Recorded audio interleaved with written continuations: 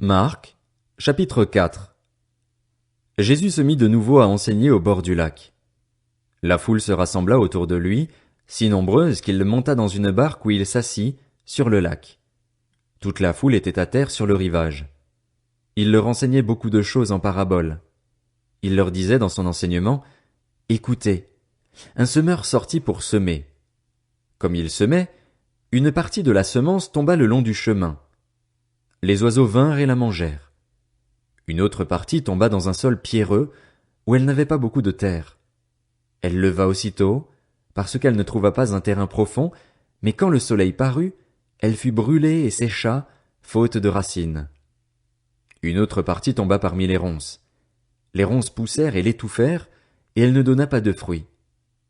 Une autre partie tomba dans la bonne terre, elle donna du fruit qui montait et se développait, avec un rapport de 30, 60 ou 100 pour un. Puis il dit, que celui qui a des oreilles pour entendre, entende. Lorsqu'il fut seul avec eux, ceux qui l'entouraient avec les 12 l'interrogèrent sur cette parabole.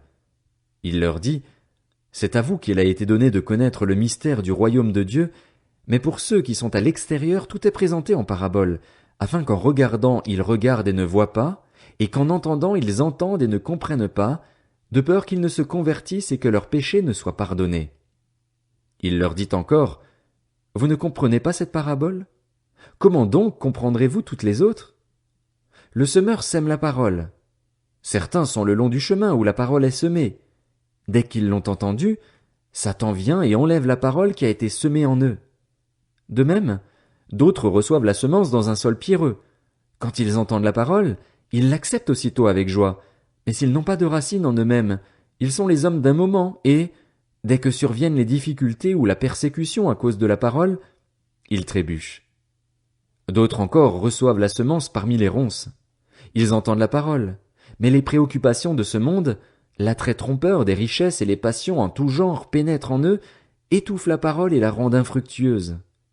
D'autres enfin reçoivent la semence dans la bonne terre. Ce sont ceux qui entendent la parole, l'accueillent et portent du fruit, avec un rapport de 30, 60 ou 100 pour un. Il leur dit encore, apporte-t-on la lampe pour la mettre sous un seau ou sous le lit? N'est-ce pas pour la mettre sur son support? Il n'y a en effet rien de caché qui ne doive être mis en lumière, rien de secret qui ne doive être mis au jour. Si quelqu'un a des oreilles pour entendre, qu'il entende. Il leur dit encore, prêtez bien attention à ce que vous entendez. On utilisera pour vous la même mesure que celle dont vous vous serez servis, et on y ajoutera pour vous qui écoutez. En effet, on donnera à celui qui a, mais à celui qui n'a pas on enlèvera même ce qu'il a. Il dit encore, voici à quoi ressemble le royaume de Dieu. Il est semblable à un homme qui jette de la semence en terre. Qu'il dorme ou qu'il reste éveillé, nuit et jour la semence germe et pousse sans qu'il sache comment. En effet, d'elle-même la terre produit d'abord l'herbe, puis l'épi, enfin le grain tout formé dans l'épi, et, dès que le fruit est mûr, on y met la faucille, car c'est le moment de la moisson. Il dit encore, à quoi comparerons-nous le royaume de Dieu ou par quelle parabole le représenterons-nous? Il est comme une graine de moutarde.